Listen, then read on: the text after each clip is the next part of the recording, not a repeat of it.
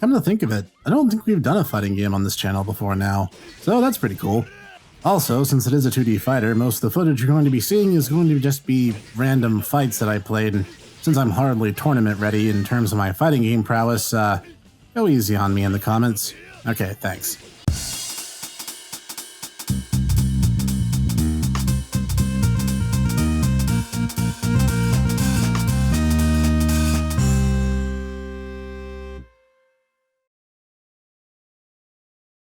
Greetings everyone, this is the Hipster Snek, bringing today some bizarre hybridization of obscure reviews and NDX.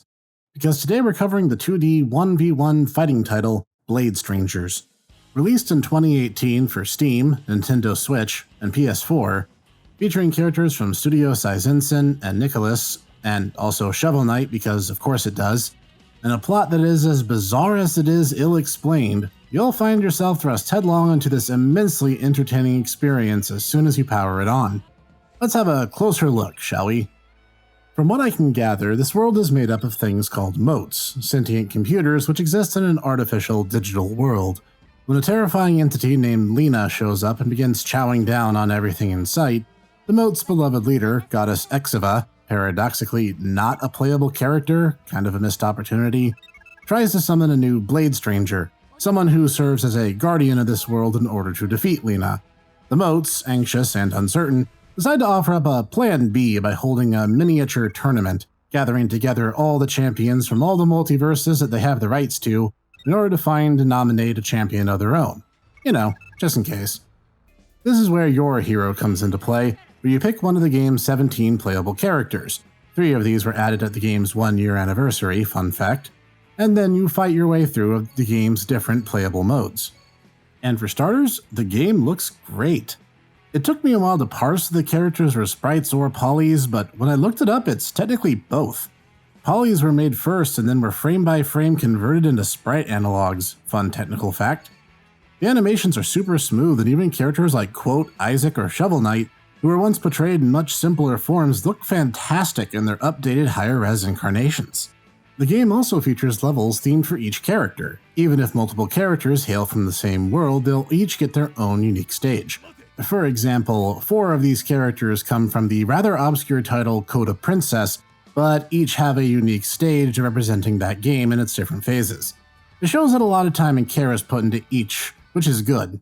An ideal place to deviate from the less is more mentality that otherwise colors the game's overall philosophy. And the music is pretty solid too. It has a wide variety of tracks, some original and some remixed from the games that each hero hails from. It's really cool to hear tracks like Strike the Earth remixed into this guitar-heavy OST. It's just pulse-pounding awesome, and it lends itself extremely well to a fighting game's pace and flow. The sound effects are perfect for the genre as well. High-energy impacts, bursts, explosions, lightning, you name it, this game has it, and it all sounds darn good. Simple as that, really. Mechanically, Blade Strangers is the sort of fighting game that's easy to pick up and play. The 4 face buttons are 4 different flavors of attacks, light, medium, heavy, and special as you might have guessed. Coupled with directional inputs a la Super Smash Bros., changing the nature of each attack accordingly. Specials are performed by combinations of 2 or 3 button inputs pressed simultaneously. As a result, the actual game feel is something that's quick and easy to pick up and start right away with minimalist training.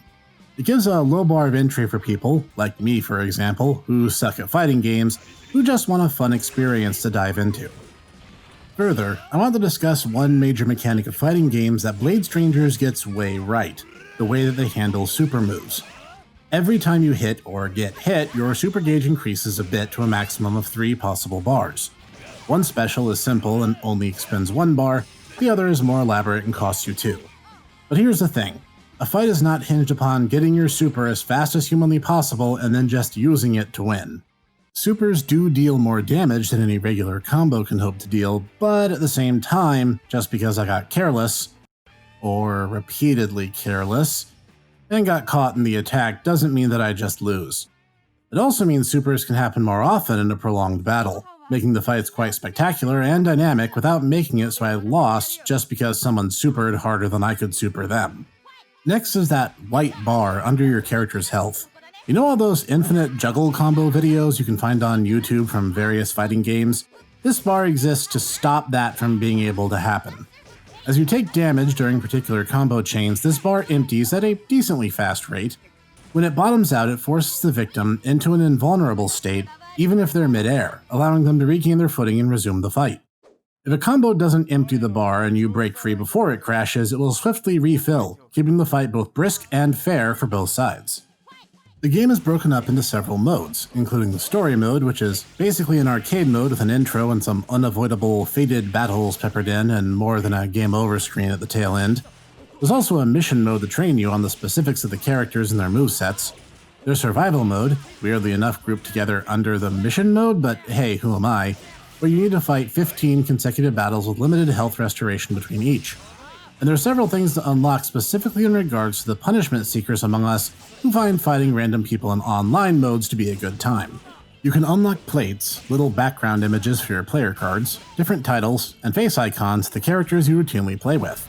But since I'm the flavor of masochist who plays Shin Megami Tensei games and dismissively clicks my tongue at people who go on about how hardcore they are for having played Persona 5, I really don't understand this mentality in the slightest. Do I particularly expect to see this game make its way to any fighting game circuits? I kinda doubt it. First of all, since the game is actually fun, it'll probably be banned on principle. The game as a whole is kinda wonky and is clearly designed with a very casual and oftentimes very goofy style in mind. Though it does have some technical finesse that probably demands more attention than you might realize. If you use the same attacks or particular combos, you'll actually deal greatly reduced damage for a redundancy penalty, and the game lets you know about it by flashing it on the side of the screen the same way as your combo chain.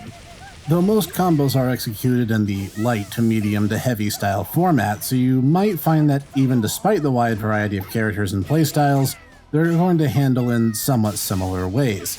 But it hardly diminishes the fun value of the game. Is there anything I didn't like?